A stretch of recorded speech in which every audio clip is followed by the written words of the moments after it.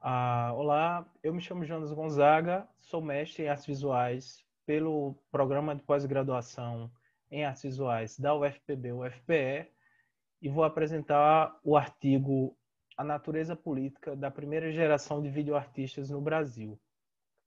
É um artigo, na verdade, fala dessa mudança de temáticas que acontece em relação aos Estados Unidos e os demais e os outros países que não desfrutam de economia estável e ah, passam por governos não democráticos, ditaduras militares, e como a videoarte serviu, na verdade, de meio de comunicação para que algumas mensagens contra esses governos fossem passadas à frente, né? Eu faço um percurso sobre os modelos cinematográficos, sobre a relação da videoarte com a política e termino com a análise de 3 obras que eu acho essenciais para entender essa noção de política e videoarte. O conceito de forma cinema eu trago de André Parente, é essencial para entender a diferença entre o cinema convencional, o cinema experimental e a videoarte, ou seja, esses dois modelos, experimental e videoarte, que não são de nenhuma forma dominantes, né? E qual a relação que elas têm com essa forma dominante. O conceito de forma cinema, que nos diz o que é o cinema convencional, tem 3 pilares de análise. A primeira é a arquitetura, a segunda, tecnologia da exibição e captação e, por fim, a forma discursiva. Em relação ao cinema convencional, narrativo clássico, né? A gente tem o teatro italiano com a sala escura, a tecnologia de exibição e captação desse dispositivo da sala escura e a forma discursiva narrativa clássica, né? Se a gente parar para pensar sobre o cinema experimental, ele tem a mesma arquitetura, a mesma tecnologia, mas institui uma forma discursiva distinta, né? Que estipula, que nos diz o que é o cinema experimental. Em relação à videoarte, uma mudança mais abrupta, né? A arquitetura é outra, porque ela sai da sala escura, vai para o museu, vai para a rua, para a instalação. A tecnologia de exibição e captação também, já que eles passam a se utilizar de circuito de vigilância, né? E toda essa tecnologia que vem junto ao vídeo. E a forma discursiva também, mais semelhante ao cinema experimental do que ao cinema convencional, né? Para falar um pouco sobre o cinema experimental, que eu coloco como de onde descende a videoarte, né? Alguns autores como o Parente, o Nogueira também tem essa mesma opinião. Então, Arlindo Machado. Mas aí eu trago Nogueira porque ele diz 2 pontos que eu acho muito interessante, né? Como o cinema experimental não tem uma caracterização muito direta, né? Ele se caracteriza pelo que tem de atípico e não padronizado, né? A Nogueira dá 2 pontos também que auxiliam a perceber a amplitude dessa caracterização. O primeiro é o caráter metalinguístico das obras cinematográficas, né? O cinema experimental é um cinema que fala sobre o fazer cinematográfico em sua própria obra, ou seja, estabelece essa relação de metalinguagem muito densa, né, em relação às obras e oferece outros caminhos para se construir linguagem cinematográfica além desse dominante do narrativo clássico. E o outro ponto é essa diferenciação entre experimental e experimento, né? Entendendo experimental como uma linguagem, como algo estabelecido, e experimento como todas as ações presentes na história do cinema como um todo, né? Em todos os períodos dessa história houveram experimentos, avanços tecnológicos, então tem uma diferenciação, porque o experimental não tem sua ruptura não por uma tecnologia, mas pela criação de uma forma discursiva, né?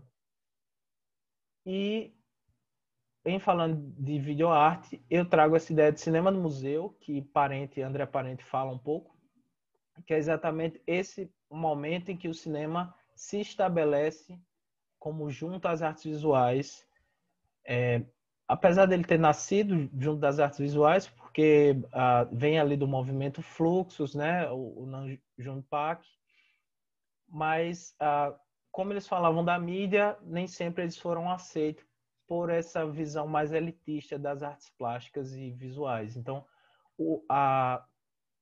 quando a videoarte se estabelece nessa ideia de cinema de museu, é o elo entre o cinema eletrônico, a videoarte e as artes plásticas. E outro conceito que eu trago é a lógica do vídeo mais, que Cristine Mello fala, que é exatamente essa capacidade que a videoarte tem de se contaminar com outras linguagens e oferecer como resultado uma linguagem à parte, né? Como, por exemplo, a performance e a videoarte, e aí a gente tem a video performance com a instalação, a videoinstalação, com a dança, a videodança. Então, essa ideia, a lógica do vídeo mais nos garante essa contaminação, nos traga um produto, uma linguagem nova, né? Voltando à temática da política dentro da videoarte, a gente vê em Michel Rush que a política sempre foi um ponto principal dentro da videoarte. E aí ele estabelece nos Estados Unidos essas 3 gerações, né? A primeira geração que fala sobre a influência da mídia no cotidiano, a segunda que começa a falar das questões de gênero, sexualidade, étnico-raciais, e a terceira que traz as narrativas pessoais, os pontos de vista como principal temática, né?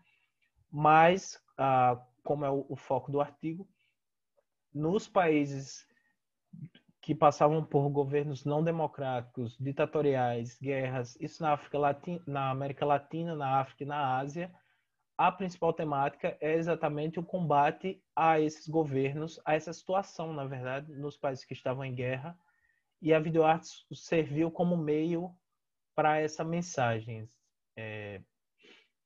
No Brasil, por exemplo, eu trago essas 3 obras que eu acho essenciais.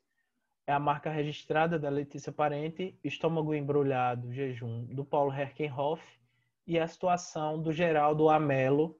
São 3 obras que eu faço essa breve análise, mas que tem como foco, como principal, se a gente pode dizer, mensagem dentro da videoarte, essa crítica à ditadura militar que o Brasil passou durante quase 2 décadas, né?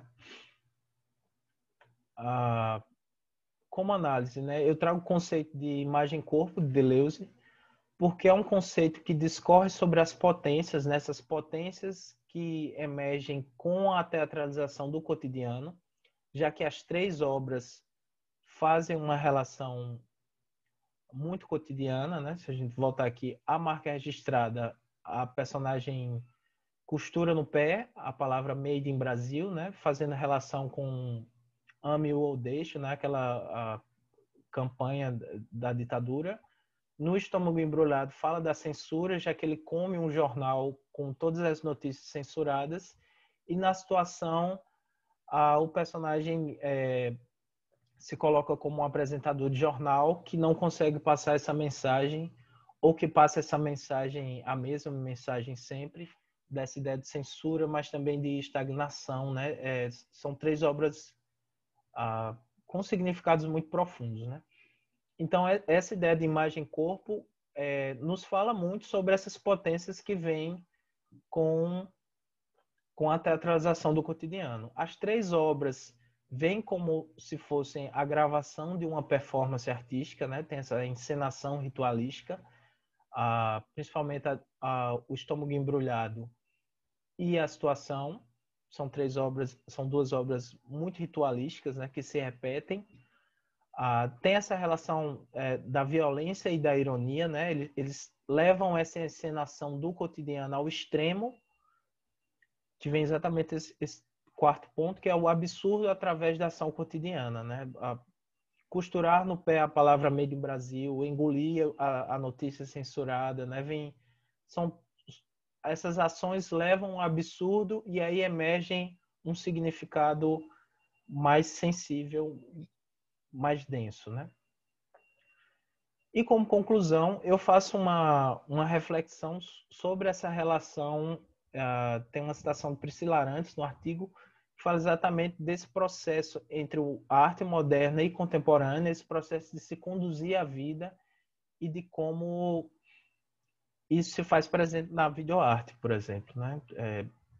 o cotidiano é reproduzido ali para representar questões latentes ali, sensíveis que estavam ali presentes, né? E aqui são as referências bibliográficas. Enfim, agradeço e obrigado.